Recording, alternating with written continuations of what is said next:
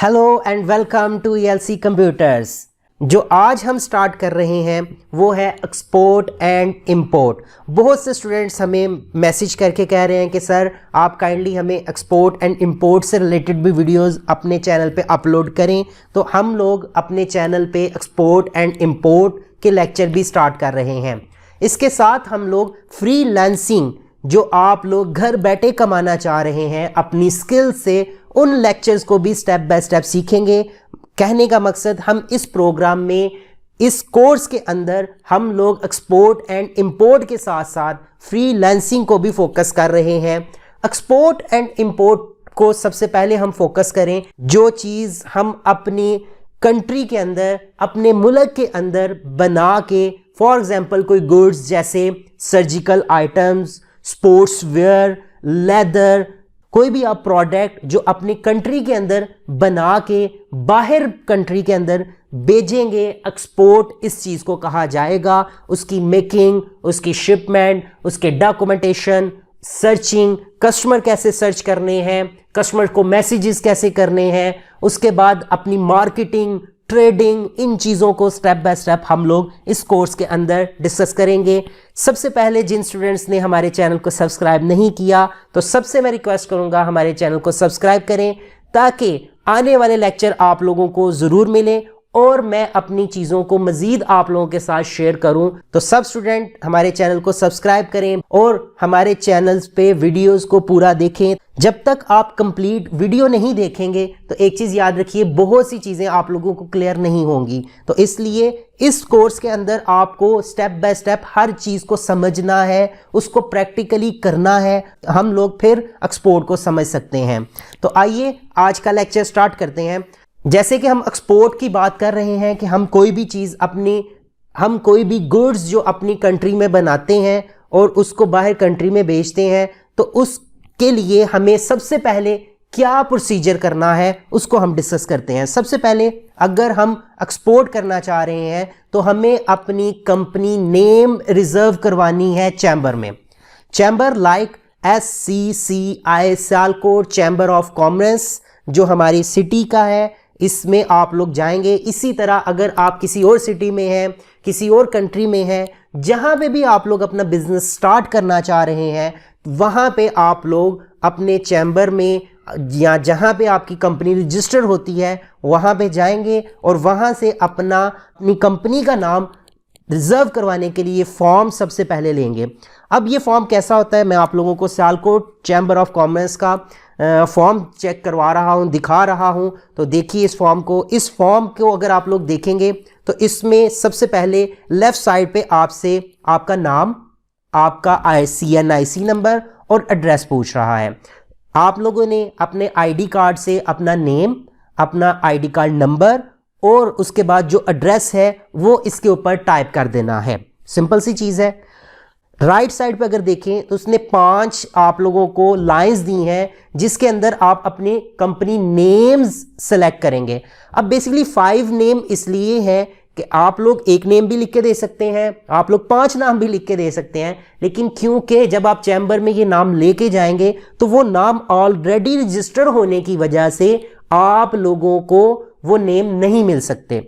Some time हम जो name select करते हैं वो ऑलरेडी चैम्बर में रजिस्टर्ड हैं। मैं अक्सर अपने स्टूडेंट्स को एक बात कहता हूं कि हमारे यहाँ पे अगर हम सियालकोट की बात करें तो ये एक इंडस्ट्रियल एरिया है। इसमें हर घर में हमारा एक एक्सपोर्टर ज़रूर बैठा हुआ है। मैं पंजाबी में अक्सर एक बात कहता हूं कि हमारे सियालकोट में तो ऐसी बात है कि इट पुट्टो तो एक्सपोर्टर निकलता है। एग्जाम्पल कि हर घर में, अब आप लोग खुद सोचें, हर घर में हमारे कम से कम अगर 4 भाई हैं तो चारों ने एक दफ़ा ज़रूर ट्राई किया होगा, अपनी एक कंपनी को ज़रूर रजिस्टर्ड करवाया होगा, ट्राई ज़रूर की होगी। यहाँ पे कुछ चीज़ों को समझना बड़ा ज़रूरी है जी। हम लोग कामयाब लोगों को देखते हैं, जो कामयाब लोग होते हैं जो एक्सपोर्ट कर रहे हैं, जैसे for example forward, CA sports या और बहुत सी ऐसी हमारी फेमस यहाँ पे सियालकोट के अंदर इंडस्ट्रीज़ हैं जो इस एरिया के अंदर काम कर रही हैं। लेकिन हम लोग उन लोगों को नहीं देखते जो नाकाम है, जो कामयाब नहीं है। अब वो नाकाम क्यों है, ये भी चीज़ कभी हम लोगों ने सोचा है? और अगर हम लोग परसेंटेज के मामले में जाएं तो मेरा जहां तक अपनी एक राय है तो नाकाम लोग हमारे यहां पर ज्यादा हैं। उसके रीजंस हैं कुछ, उसमें रीजंस मैं आपके साथ शेयर करूंगा स्टेप बाय स्टेप। उन चीज़ों को हमने देखना है। मैं ये नहीं कहूंगा कि कामयाब लोगों को ना देखें, जाहिर सी बात है हर चीज़ के पहलू को हमने देखना है, लेकिन नाकाम लोगों को भी देखें कि क्यों नाकाम है। उसमें सबसे बड़ी मैं रीज़न जो सबसे पहले अपने स्टूडेंट्स के साथ शेयर करता हूं, हमारा माइंड बिजनेस माइंडेड होना बहुत ज़रूरी है। जैसे बिजनेस करना है तो हमें अपने माइंड को बिजनेस के मुताबिक सबसे पहले चेंज करना है, उसकी इन्वायरमेंट, उसकी चीज़ों को, उसके हर एक पहलू को समझना है कि बिजनेस के लिए किन चीज़ों की ज़रूरत है। मिसाल के तौर पर सबसे इंपॉर्टेंट चीज़ मेरी नज़र में इन्वेस्टमेंट है। अगर हम लोग इन्वेस्टमेंट नहीं कर सकते तो मेरा मानना है हम बिजनेस नहीं कर सकते। अगर हम लोग YouTube या किसी से सुनते हैं कि ये फ्री में सारा कुछ हो जाता है, हम लोग कुछ भी नहीं पैसे लगाएंगे, हम कोई भी चीज़ इन्वेस्ट नहीं करेंगे। इन्वेस्टमेंट में बड़ी चीज़ें आती हैं, मैं सिर्फ पैसे की यहाँ पे बात नहीं कर रहा। इन्वेस्टमेंट में टाइम भी बड़ा इंपॉर्टेंट चीज़ है, हम टाइम भी उसको इन्वेस्ट कर रहे हैं अपना, ये भी चीज़ याद रखिए। ये आम कोर्स की तरह अगर हम इसको लेके चलेंगे तो हम कामयाब नहीं है इस फील्ड के अंदर। हर बंदा एक्सपोर्ट नहीं कर सकता, ये बात याद रखें। क्यों नहीं कर सकता? उसमें ये रीजंस हैं। इन्वेस्टमेंट सबसे पहले, तो इन्वेस्टमेंट के बगैर हम कामयाब नहीं हैं। हाँ, हम बहुत ज़्यादा इन्वेस्टमेंट नहीं करेंगे, हम कोशिश करेंगे जितनी कम से कम इन्वेस्टमेंट, जितना कम से कम हम खर्चा स्टार्ट में करें और फिर उस चीज़ को लेके चलें, तो फिर हमें कारोबार में, अपने बिजनेस में कामयाबी मिलेगी ही मिलेगी, ये गारंटी है इंशाल्लाह। लेकिन ये याद रख लें कि ये अगर आप लोग कहें कि हम बिल्कुल फ्री, देखें एक चीज़ है, काम चलने को फ्री से भी चल सकता है, मैं इसमें भी इनकार नहीं कर रहा, लेकिन कामयाबी की जो परसेंटेज है वो कम हो जाएगी। जब हम इन्वेस्टमेंट कर लेते हैं उसमें हमारी सबसे पहले नीयत शामिल हो जाती है, हम उसकी नीयत उस मुताबिक हो जाती है। अब हमने इसमें इन्वेस्ट किया है, अब हमने मेहनत भी उस लेवल पे करनी है। अगर हम इसको फ्री लेके चलेंगे तो हमारी मेहनत भी उसके मुताबिक ही कम होती है। तो इसलिए सबसे पहली चीज़ इन्वेस्टमेंट बहुत ज़रूरी है। लेकिन मैं अभी इन्वेस्टमेंट की तरफ नहीं जा रहा, स्टेप बाय स्टेप चलेंगे तो मैं आपके साथ शेयर करूंगा कि कहाँ पे हमें कुछ थोड़ी बहुत हमारे खर्चे आएंगे। उसमें सबसे पहला हमारा जो इन्वेस्टमेंट है वो हमारी कंपनी का नाम जो हम रिजर्व करवा रहे हैं, वो इसी फॉर्म के ऊपर नेम जहां पे आप लोग लिख रहे हैं नीचे लिखा हुआ है 1500 रुपीज़ इफ मेल। अगर आप मेल हैं तो 1500, और अगर फीमेल हैं तो 1000 रुपीज़ आपका नेम रिजर्वेशन की फीस है, जो आप चैम्बर को फीस देंगे, पेमेंट स्लिप आपको दे देंगे।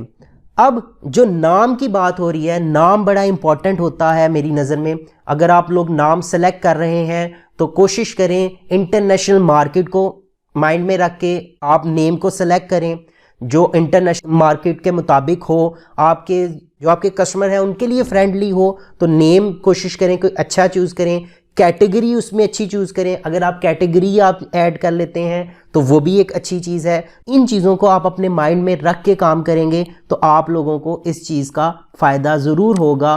तो आप लोग ये नाम चैम्बर से जब रजिस्टर करवाएंगे, रजिस्टर करवाने के बाद आप लोगों को 30 to 35 डेज़ के अंदर मेंबरशिप भी अप्लाई करनी है, और उसके लिए आपको उनके फॉर्म लेके वो फिल करने पड़ेंगे। तो इन फॉर्म्स को मैं आपके साथ बाद में डिस्कस करूंगा, स्टेप बाय स्टेप फॉर्म्स के बारे में भी बात करूंगा कि इन फॉर्म्स को फिल कैसे करना है। जो आपको अभी फॉर्म दिखाया गया ये तो एक सिंपल सा फॉर्म है जो नाम रिजर्व करने के लिए है। जो नेक्स्ट मेंबरशिप फॉर्म है वो मैं आप लोगों के साथ शेयर करूंगा नेक्स्ट, जब डॉक्यूमेंटेशन पढ़ेंगे उसमें हम इंशाल्लाह इसको क्लियर करेंगे। उसके बाद जो अगला स्टेप है वो हमारा NTN है। हमें national tax number FBR office से जाके बनवाना है। उसके लिए किन चीज़ों की ज़रूरत है, किन डॉक्यूमेंट्स की ज़रूरत है, वो भी हम नेक्स्ट लेक्चर में देखेंगे।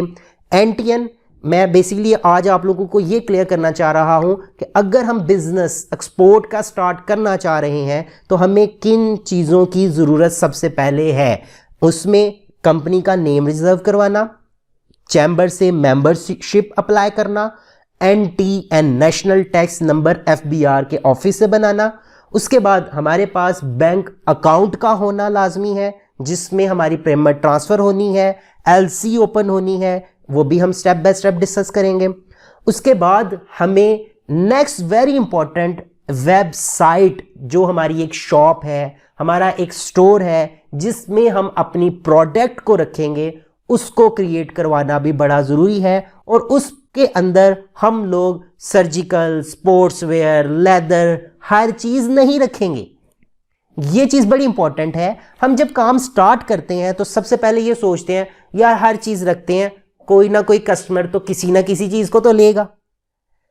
फिर वही बात, कुछ चीज़ें वक्ती तौर पर चलती हैं, काम ज़रूर चल जाता है, लेकिन अगर आप अच्छे लेवल पे अपना बिजनेस करना चाह रहे हैं तो एक चीज़ को फोकस करें, एक कैटेगरी को, एक प्रोडक्ट को लेके चलें। लाइक अगर आप स्पोर्ट्स में काम करना चाह रहे हैं तो स्पोर्ट्स वेयर से रिलेटेड ही चीज़ों को कोशिश करें वेबसाइट्स के अंदर रखें।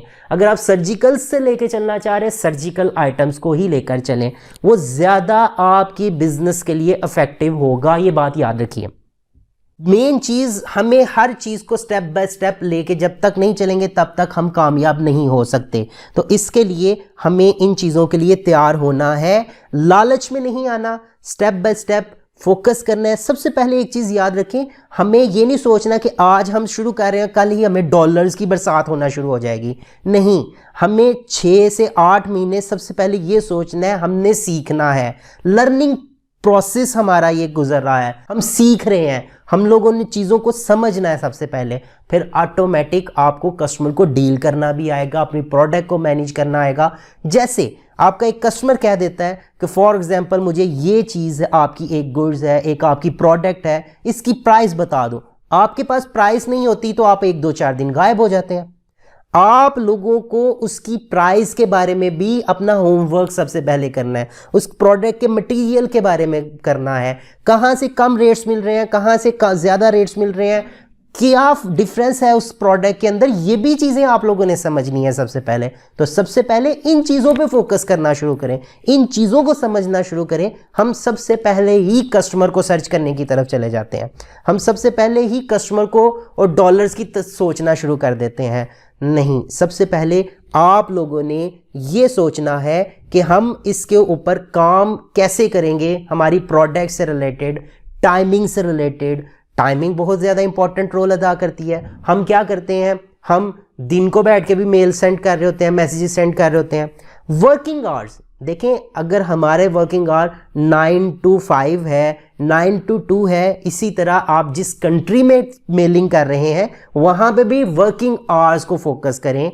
जैसे आप किसी कंट्री की बात करें तो वहाँ पे 12 आवर का डिफरेंस है। लाइक हमारे यहाँ पे 9 है दिन के, तो वहाँ पे रात के 9 बज रहे हैं। तो इसलिए इन चीज़ों को माइंड में रख के मोस्टली हम लोग रात को एक टाइम डिसाइड कर लें, 10 से 11 से या 12 से लेकर 1, 2, 3 या जो भी आप एक टाइम फ्रेम 3 घंटे का, 4 घंटे का बनाना चाह रहे हैं, उसमें कस्टमर को मैसेजेस करना स्टार्ट करें तो आप लोगों को इस चीज़ का फ़ायदा होगा। तो वेबसाइट हम बना के अपने कस्टमर को सर्चिंग की तरफ बढ़ेंगे तो उसको देखेंगे कि हम कैसे सर्च कर सकते हैं। इसके लिए आप लोगों को मेरे नेक्स्ट लेक्चर का इंतज़ार करना पड़ेगा। नेक्स्ट लेक्चर में हम देखेंगे कि हम किस तरह से अपने कस्टमर्स को सर्च कर सकते हैं और एक्सपोर्ट में मज़ीद चीज़ें, डॉक्यूमेंटेशन जो हमारी होती है उनको भी हम देखेंगे। ये जो अभी हमने बात की थी NTN वगैरह की, उसमें किन चीज़ों की हमें रिक्वायरमेंट है वो भी हम डिस्कस करेंगे नेक्स्ट लेक्चर में, और फिर फ्रीलांसिंग की भी बात करेंगे। तो आज के लिए मुझे इजाज़त दीजिए, नेक्स्ट वीडियो के साथ मैं फिर आप लोगों के सामने हाजिर होऊंगा। इसमें अगर किसी स्टूडेंट्स को ये लेक्चर अच्छा लगे, समझ आए तो कमेंट ज़रूर कीजिएगा। अगर बुरा लगे फिर भी आप लोग कमेंट कीजिएगा ताकि हम मज़ीद इम्प्रूवमेंट करें अपने लेक्चर्स के अंदर स्टेप बाय स्टेप। बहुत शुक्रिया। और जैसे आप लोग पहले हमारे चैनल को सब्सक्राइब कर रहे हैं, लोगों के साथ शेयर कर रहे हैं, ऐसे ही करते रहिए। अल्लाह हाफिज़।